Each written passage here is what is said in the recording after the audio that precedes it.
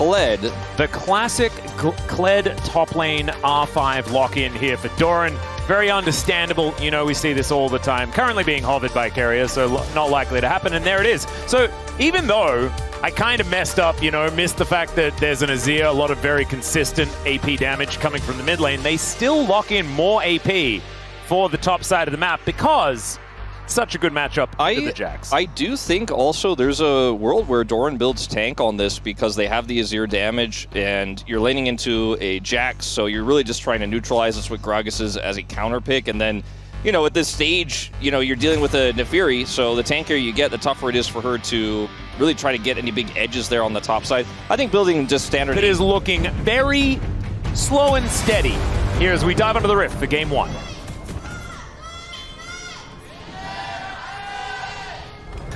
소환사의 협곡에 오신 것을 환영합니다. Well, if this game was won by fan chants, all right, there's a flash forward. Not able to get the heroic charge stun though against the wall. As Smash still burning down. I think they achieved what they wanted to, but I think they would have really liked for Kellen to actually nail that stun. Yeah, I think also they would have really liked, I think Diablo missed that cannon right after that happened as well, so. Sad times, but at least getting the lane control that you're supposed to get with Varus and Poppy into the Rakan lane is a bit of a 3v3 though. Yeah, or it's just a 1v1 and then a 2v2 as now they're looking to try and turn it onto Smash. That is the kill going over though as Smash does go down. Carrier unable to get in front or stop anything there as the flash from Owner and he cannot follow Raptor as Faker goes in and will be able to finish off the doggo. A little bit aggressive to then go for the crab, but Faker investing the flash. 2 for 2 in the end. Well, bit of an action-based early game here, and a lot of hands moments in that one, I think, was the real story about this, but you could see how much that mid-prio does really matter in these big early game skirmishes, as the skirmish became really big as it just kind of extended forever there, and then Faker was able to come in and get that kill. As it all starts off here with Raptor trying to control Scuttle, Owner is challenging. Kellen ends up taking a ton of damage, actually, trying to rotate in here. As if he went down, he would have never been there in time. So kind of rocking a hard place there, but does end up getting the nice engage here on the Smash. Now watch the Smash also commits the flash here, still ends up dying. Carrier also flashing in the exchange, a little bit unfortunate there. As Owner just reads this so well, also has the eye that he can nearly kill his opposition. Doesn't have the damage quite to finish him off, but I think they're happy with what happened in the end because the kill goes over to the arcane shift out of Smash as Diablo sidestepping everything ever and just walks past Carrier, going aggressive, finds the Blighted Quiver, and Smash taking a lot of damage there. Of course, this is the lethal tempo variety of Varus, but Diablo is playing up so incredibly far. That is a brilliant flick here from Vikla as Raptor just immunes the Emperor's Divide, and Faker having to deal with a big old wall, and he has no flash, he has no way out, and that is Vikla answering the kill that he picked up earlier, and Raptor even getting kill credit. Are BK good? Like, I think this team is actually quite solid, to be honest with you, Atlas. At the beginning of the year, we weren't sure, but they have really shown up in their last few games, and this early game has been phenomenal from them. Prior to first stand, we thought that this might be the worst team in the LCK. Yeah, and we also thought it might be like one of the worst teams like that we've seen in several years, but it is really turned around. Just goes to show you end up getting the right direction and players, you know, start to gel with each other. Things can change very rapidly. We do love their draft, but I don't think the draft plays too much into how well this early game has gone. As Kellen's looking for more here. Oh dear, Smash going to be interrupted. Not to mention the fact that, you know, Kellen, like oftentimes you're like, oh, this is a known quantity. We know what this player can do. Kellen's an example of that, right? Where it felt like he kind of had his shot and blew it. But now he's kind of trying to reinvent himself. Clear as well, his debut in the LCK wasn't what we wanted out of this player that was so good in Challenger. But finally we're starting to see that. And they have 3 kills, so one more objective, which they could take this dragon here. They have some prio for it. Would just give them feats of strength here. B&K really snowballing this game incredibly well. Yeah, look at Diablo, just frontlining, trying to stop Carrier from being able to do anything. He flashes, will be able to charm up to Varus, but where's the follow-up? The cast will come in, but it gets Diablo to relative safety. Now he's trying to get some auto attacks across as now Owner goes in. Does have the safety of the Crescent Guard as Carrier dives forward once again. These health bars are so low, and Smash is now on the board. There is the pickup as Clear dives in, and he's gonna have to get immediately back out. There's the T1 team fighting, and I think we're gonna have to stop singing the praises of BNK. I think about 7 flashes probably seen here. Yeah, Carrier's tracking him. And Carrier is gonna find him. Steadfast Presence going to come on over as he just bonks the Rakan away, but Kellen's going to have to do a little bit more to escape this one. And in order to escape, he decides the Death Chamber is going to be the best route. So a little bit overly aggressive as far as the Poppy positioning. If there is an award there and he isn't seen, could be way better as Diablo. Yeah, Diablo. Good sidestep to start this one off, but the grand entrance not quite working. Still, Diablo flashes, gets the Chains of Corruption down, and just does the do-si-do and gets out. Never mind, there is a Xin Zhao coming in. However, there's a turret here. How did that work? I mean, he held his flash for so long, and when he flashed after like not flashing the Emperor's Divide, I was like, really, you're gonna flash this? But he knew, man. He's like, I actually have just enough space here. My teammates are in just the right spot. I don't flash the Emperor's Divide, but if I flash towards my teammates, they have just enough time to escape there. Dodges everything and 3 assists, so doesn't have a lead anymore, but he is now kind of the hope of BNK. It was a great start, was helping Snowball, but now it feels like all the eggs are in his basket in terms of win cons later on. Well, Rift Herald has been started up. Carrier going to move on in. She loses patience, though, as now Erna looking to come round. Let's see what is actually going to eventuate as here Vikla and Faker are fighting, and Vikla getting the best end of it at this point in time. Raptor thinking about rotating over as the Dragon's up as well. There are plenty of objectives to go for, but there are feats of strength going over to BNK as first turret goes down. Second is soon to follow. It's Faker also going down extraordinarily low and taken out here by Vikla. On the top side of the map, this is 6 grubs at play right now, ladies and gentlemen, and BNK playing towards it very nicely as Kellen possibly in trouble here as well. Last Mystic shot not going to connect there as T1 still with a slight deficit, only about 500, but the upgraded shoe's going to feel nice here for BNK FEARX moving into the mid game. It's like BNK did they not get that top turret? That's wild. Should go down. That's what we call an investment. Yeah. You know, it hasn't quite paid off yet, but they've certainly, yeah, the money's in there as Vikla somehow avoids getting hit by the True Shot Barrage and then just shoves away the Xin Zhao.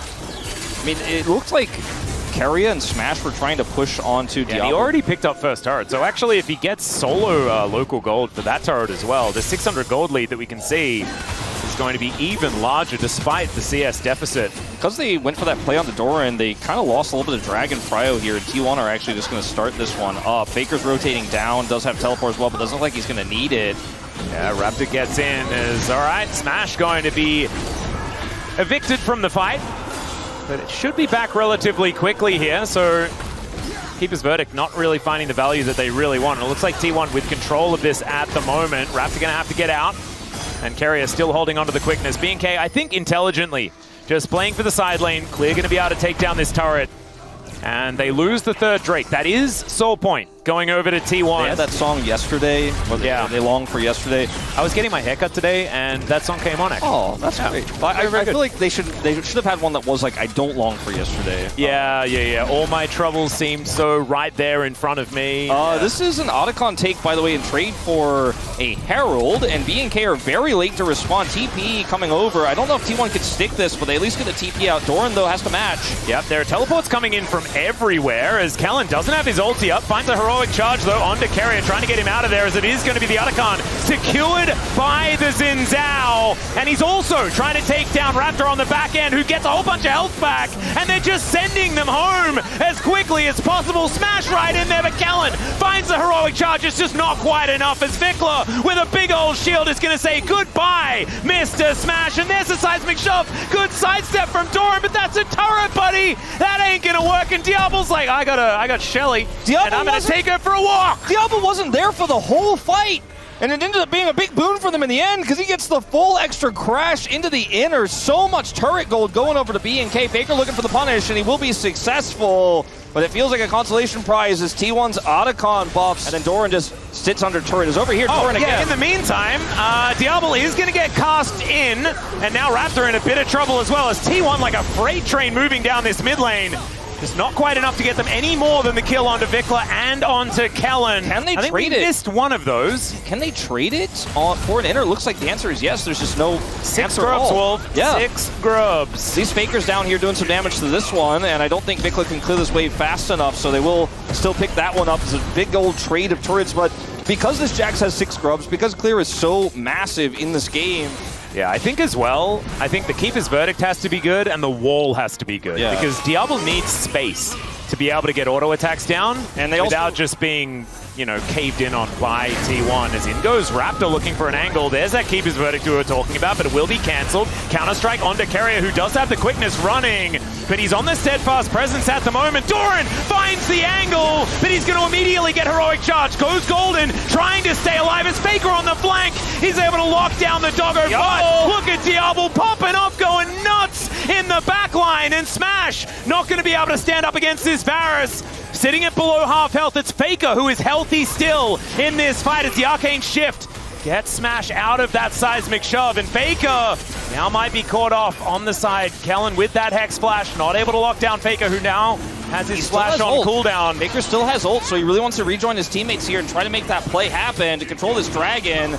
See the back here for Vikla. He does have teleport. They do not want to give this Ocean Soul over to T1, and they will, I think, commit him straight back into the fight. There he is, TP.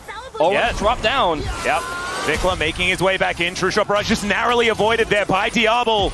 I was expecting that one to land, actually. It's a Oftentimes 3v3. you see it does just hit. It's a 3v3 of the same roles here. Kellen's so low on health. Finally, a TP comes through here for Clear as we are really turning this into an extended fight. This is going to be a 5v4 though. In goes Kellen before anyone even arrives, and the seismic shove so good. Smash locked down, and now Faker realizing that he has to make the master play. He takes down the Poppy, but I just don't think it's going to be enough as Raptor. He is going in. The bleed not quite going to be enough as Ona is still there. I think the Dragon should now go over to B&K. But man, what is it with the T1 series this week, Wolf? It's just been so close when people would argue they shouldn't be, but B&K really running away with this one in a lot of ways here. It's not over by any means. No, but he has. He's been absolutely... like his outplay on the Faker earlier. I think I'm just really proud of Kellen. As Vikla, he's going in. Seismic Shove doesn't quite land here as Arcane Flash over the wall as Carrier into that backline finds the quickness, but there's not a lot of follow-up. Still the rest of T1 able to pull themselves back together. No one dead on the back end, but you can see Clear is very, very low. No teleport to get him back into any fights. As Raptor utilizing that mobility. This is a huge tempo advantage for T1 now. Faker just set up a Sun Disc if he wants here, and they can look to try to start a Baron and force B&K to rotate over. This is T1's comfort zone right now, and they are going to just go ahead and start this Baron up. Yeah. There is a ward over the wall here, but no Vikla's teleport is up in a second. And no Sun Disc turret either for Faker, so they can't hold the wave. Oh, they're keeping it leashed. They are going to back away. Doran relatively low, and the rest of B&K now moving in. Not having to invest any teleports is kind of nutty here as Diablo in the front line. Still, that ward position is really bad for B&K. Faker does have an arm guard for this fight. And TP, they're going to get spotted, but he flashes on top of Smash. Raptor going untargetable, flashes on in as well. Smash going down low, but he's not dead just yet. It's only Kellen that's caught up to him and needs another auto to be able to take him down. There's the cue to finally find it. The rest of B&K trying to dive on top of Faker as it's a 1-for-1, but support for AD carry. I think B&K would take it unless they can kill Clear, who finally finds himself out of position. Seismic Shove as also Doran's in trouble, but he has the Zhonya's to keep himself at least alive for now. Faker used his teleport so he can't back and TP back. I think they're very aware of that. They're just going to stick this Dragon, take it out here. T1 can't contest. And when Smash is dead and Faker's your only damage, he's sitting at 1/3 health. It's just so hard to play out anything here for T1. And 2 Dragons back to back. Diablo's damage is real. He's got the Bloodthirster you mentioned earlier. They can start this Baron. Yeah, Ona can move in as well. Already sweeping things out here, and I think going for a smite fight against Ona is something you don't want to do. Doran has teleported in. Do manage to get that cooldown. Certainly going to be an important one here as there's a flick onto Carrier. If they explode the Rakan, things could be a problem, but Chains of Corruption not enough to lock him down. Still, he's incredibly low now. Oh, Vikla out of position here. He does have to flash to avoid the explosive cask. Doran going to have that one up very, very soon as well, as Vikla's not done yet. Wants to throw down the wall as everyone gets over. Smash still standing forward. Arcane Shift invested, but we'll have that one back as well. It's just such an incredibly hard composition to lock down with a wall or with anything, with how mobile it is. Yeah, you really have to have a follow-up after the attempted engage if you want to get anything done. Level 16 here for Smash. That True Shot Barrage starting to hurt. There it is onto Vikla. Fair bit of damage there. The backline goes Carrier. Vikla in so much trouble, but he has the Seraph Shield, and he's able to weather the storm. Now Clear getting solo altered from Faker, and Clear still wanting to find the angle. They get on top of Smash yet again. They'll trade the Jax for him this time, although they don't finish off the Ezreal. Chains of Corruption doesn't land as well as Diablo. It's going to have to find Doran. There's the hail of arrows, and he's going to need to stand his ground, and it does not work. He flashes, trying to get out. He kills Faker, but at what cost, ladies and gentlemen? Vikla's still alive, but he's the only one, and T1 will take the Baron. And it's the first death of Diablo, but it's the most critical kill here. How much damage Vikla is capable of doing, and how much damage he has pretty consistently done these fights. I think you were like, I've got enough damage items, you know? Yep. Defensive sounds good. Let's try and keep ourselves healthy. There's a flash in from Kellen once again. And Smash finds himself in trouble. Clear getting into the backline. Faker goes golden, but it means he can't help. Still, Vikla's going to get taken out. Raptor diving on top of the AZIR, but Faker's just going to kill him. The doggo's dead. Down goes the Rakan, but that doesn't matter. T1 with Baron now have got 4 on the floor, and it's only Clear that can try and help out, and Doran's even going to deal with that problem. Using that Zhonya's just because he can. Faker still has Baron buff, of course, so he's just going to TP bottom. They're trying to turn this into a double inhibitor play here, potentially. Think maybe just go mid, and they just realize that's probably the better play, because there's 30 seconds left on both of these damage dealers. This game looks like it's about to end as Doran's denying Clear from returning home, and I think T1 have done it. Yep, T1... I think, you know, it was a difficult scenario throughout most of this game, as Clear is going to miss the flash and then just says, well, the game is over anyway. The Nexus will get taken down.